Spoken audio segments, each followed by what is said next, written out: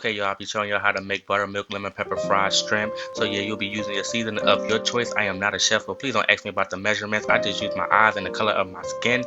You'll also need some hot sauce and a good old large egg. Mix it up into a batter. Throw your shrimps inside of there and marinate it for a good 30 minutes. Once you get done marinating them shrimps, throw up in that good old flour. You could use cornstarch as well, but I only use all-purpose flour for this one. Once you get that good coating of that flour on there, throw it in some hot grease. Make sure your temperature of your grease is only at 350. 350 is going to be that magic number. If it's too high, too low, you might burn your stuff. And depending on the size of your shrimp is how long you will cook your shrimp. But once you get that good old golden brown and you flip it on both sides, it should look something like this. Yup, after you get done fresh out of the grease, throw that lemon pepper up on that joint, give it a little shake with a little shoulder, throw that parsley flake on there, and you almost looking like a what? A chef! I'm trying to tell you, that's how the IG be. You know what I'm saying? You can book me now. I'm about to put this up in my bio, y'all. And I made me a little homemade honey mustard